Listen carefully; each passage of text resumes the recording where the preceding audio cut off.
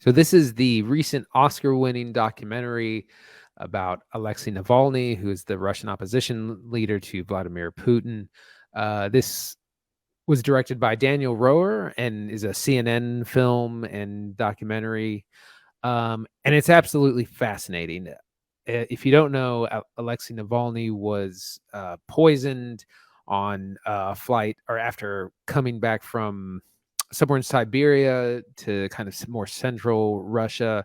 Um, the plane does emergency landed. He eventually gets taken to a hospital in Germany to recover. He does, and then he kind of goes on a mission with some other organizations to try to track down who's responsible. They pretty sure it's Putin, but they try to find out who is exactly involved. And it's an incredible documentary with really stunning footage. A lot of it's in like 4K. You get this really sharp stuff, and it's all about this real life spy, uh, just spy crafts, trade craft. I mean, a team of spies was put together to poison him and to kind of get close to him without anyone knowing. But it's also about like the buffoonery behind like any job. There's always a bunch of idiots, and it's no different in like the intelligence and spy world. You get people making real dumb mistakes, and that's how people get caught. But it's a pretty amazing documentary, and I was into it the whole time. Just won best documentary at the 2023 Oscars. Zach, what'd you think? Man, it's funny you say you were into it the whole time because I'll be honest, like the first bit of Navalny, probably the first act, I was not so into it.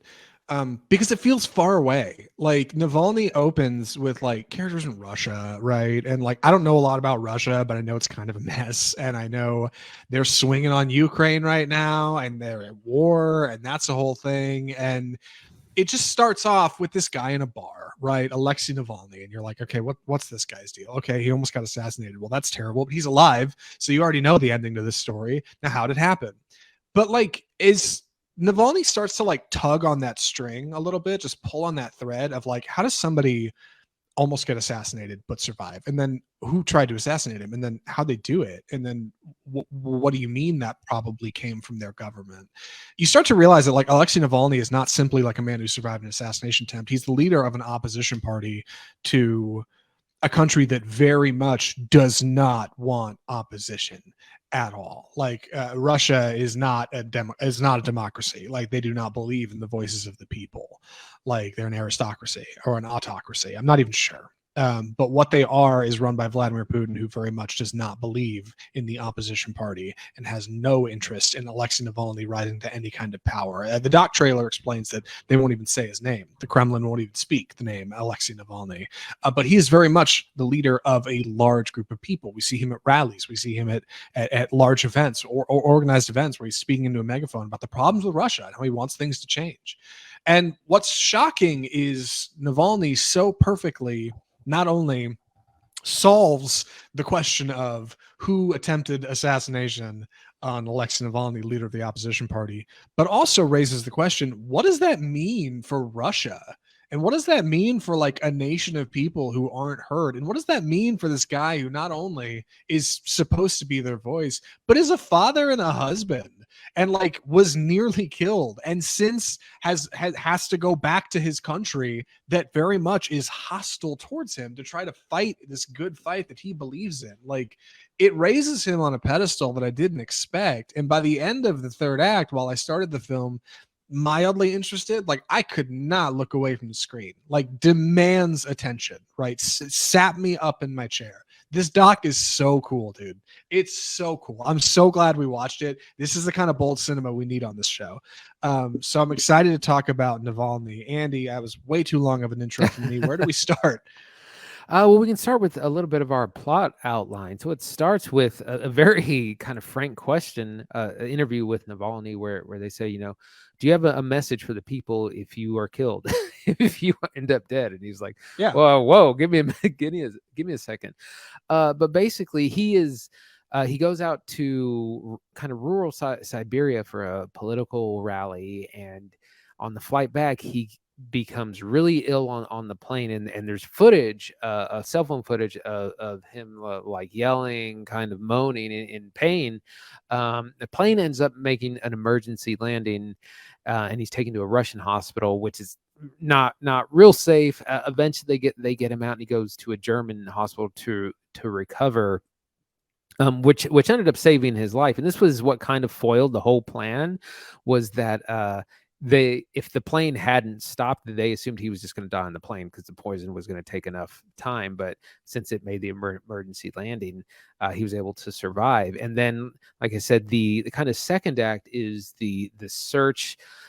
We meet some fascinating characters who work in information brokerage and who know a guy who knows a guy or can find a guy to pay a guy to get information we need. And that's one of the really fascinating parts of spy work, is really about finding the person who knows something and paying them and giving them money. A lot of it's very crude in that sense. It's not, Mission Impossible fake disguises, sneaking into offices and things like that, but it's just incredibly fascinating. What did you think?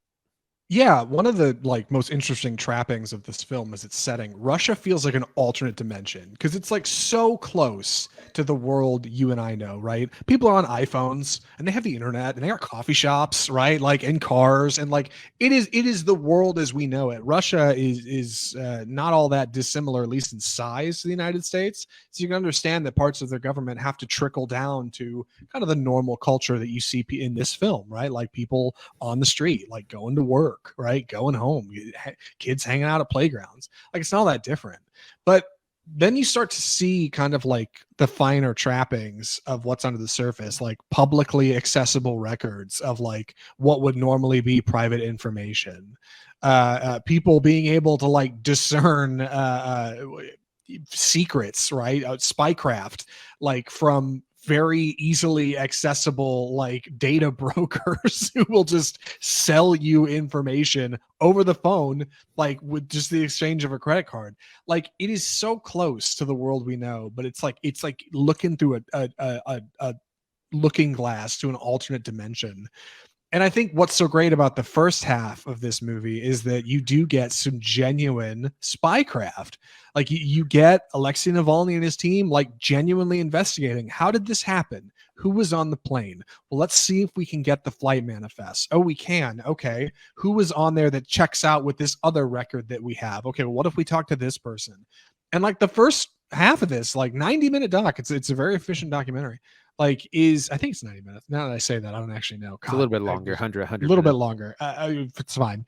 The first half of it like is a really interesting dive into what the hell happened, how did it happen, can it be stopped if it happens again? What kind of danger are this man and his family actually in? And it turns out like they're in very real danger, but the answers aren't all that far away. And I was stunned at how far they got in the doc. Like getting to the bottom of this. It's wild footage, genuinely great content. Yeah, but one of the things they talk about is that the Russian government will not help them with this investigation at all, obviously, or any organization. They can't get files, they can't get records, they can't get CCTV footage. All that stuff is locked down, and no one's getting it. But they do bring up that everyone who kind of guards a lot of that stuff is like a minimum wage employee or not that far off. And if you can just get in contact with the right person, and this is where they use this really fascinating concept of information brokers, where this organization finds a guy in the dark web and says, hey, we need flight manifests, phone records, hotel records. Can you get it? And how much does it cost? And I mean, they're spending hundreds of thousands of dollars for this kind of information. But then they do, and they eventually cross-reference out all of it and find out who's responsible. And it's an amazing thing. And also how amazingly idiotic a lot of this spy stuff is. Sometimes he tells this great story of Moscow 4, where someone high up in the government had their account hacked because the password was Moscow 1. So then he changed it to Moscow 2. And then he got hacked again. So he changed it to Moscow 3, he got hacked again, changed it to Moscow 4, he got hacked again. So it's like they take some gambles on kind of how incompetent some of these people are. And it's just fascinating that it works. Yeah, and one of the things I think that really helps it feel grounded is like just how tangible a lot of like Navalny's team's work is, being that they're functionally like a campaign office for like a better, brighter Russia. They do a lot of work on like TikTok, Like they'll be shooting a TikTok and then you'll see it posted, you know. They're posting content to YouTube, like they're streaming on Twitch. I think at one point he's on Twitter. Like you just see like very tangible social media engagement like with what they're doing. That is how he speaks to the people. So watching that stuff, like you can see it through your lens in America here. You can see how it looks on our side and how you would see this person as functionally a political figure, right? Just like anybody else who's campaigned for office. The difference is like how harrowing that is, like in Russia, like in another country where you don't have a lot of the same, you're not afforded a lot of the same what am I trying to say, Protections. or protections that you get here in the United States. And that's chilling. Like, because while the first half of this is, you know, an interesting and albeit gripping dive into just what happened and the truth, like the second half of this doc takes a harrowing turn because it reminds us that like not only is Navalny a real person, like he's got a kid, man, like who they interview for the movie, and his wife is there, and he's in exile and he has to go back to Russia. I say exile. He's really kind of just not in Russia for his own safety, but ultimately like he has to go back to the people. And like, what does that mean? Like when this man has to go back to a country that half the people want him and half very much don't, are willing to kill him. Like it's horrifying. It's terrifying. Like the implications of that. Yeah, was actually reminded. I mean, I was reminded of Nelson Mandela. That's not a comparison I make lightly at all about anyone, but he's really, he cares about his country, and you know, ideally, he could probably stay in exile and claim asylum, and maybe that was the point. But he chooses to go back for the country and for the people, knowing he could very well be killed and targeted again. Yeah. And also his fam. Yeah, I wanted to mention his family is in the documentary quite a bit. Because they have footage from like the minute he's been poisoned when he's first taken to a Russian hospital, and his wife Yulia is there instantly trying to get him out, trying to see him, and like the doctors won't see him, and they'll be like, no, he's still recovering. We can't take him out. It's not safe. His daughter Dasha is also. She speaks a lot in the documentary. Just about the situation. You see her in a lot of the footage as well. So his family is very much at the forefront of this too. They're not in the background at all. And I mean, they're very much not only potential victims of, these kinds of assassinations too, but they're very much going to be affected by whatever happens to him. And it's an even more dangerous position to be in. I think one of the things that really surprised me about this, as I kind of wrap up, because I don't want to give too much away, is how well this movie like transcends language. It's not easy for any film to do. Most recently, a film that I really enjoyed was Drive My Car out of Japan. But this movie does like a really fantastic job of stepping through like the Russian language into giving you like really tangible explanations, like, and really feeling like the feelings that our characters are experiencing, because they're not just characters, they're very much real people, and this is real stuff that's happening to them, which is terrifying. There's a great bit of IMDb trivia that I found for this movie. When they were filming one of probably the best scenes, not only in this doc, but probably one of the best doc scenes I've ever seen ever, when Navalny and his team are on the phone and they're talking to one of his claimed assassins. They're having a phone call directly with this person. Navalny's talking to him under the guise of being somebody else, and you're finding out incredible bits of information. The director, Daniel Rosen, speaks no Russian, does not speak a word of Russian, and he's rolling the camera on them, watching them as their faces are just like, their eyes are widening and their jaws are dropping, and he's like, oh my god, something huge is happening here. And like I don't know what it is yet, but like it's going to become clear to me. And like I think that's a great metaphor of like what this movie is doing. It's a murky story, but boy, like as soon as you start it and you start to kind of learn more about who this person is and what's going on, like it's really incredible work. There's a reason this won Best Oscar. It's really something else. Yeah, it's like I said, some really harrowing footage. I can't believe a lot of it. I can't believe so much of it's so clear as well. Like I said, a lot of 4K footage, Yeah. things from, and a lot of it's from the past 2 years. It's very, very recent. And I was thinking when I think of documentaries, a lot of times I think of things that are like older, grainy, like 1990s camcorders kind of footage. But it's all very recent. It's pro camera footage. It's cell phone footage. iPhone footage, that sort of thing.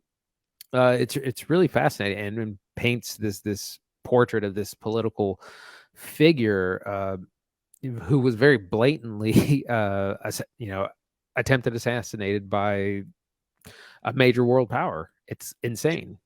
Yeah, it really is something else. Solid recommendation from Andy for the show. Andy, great pick. I don't know how you found it.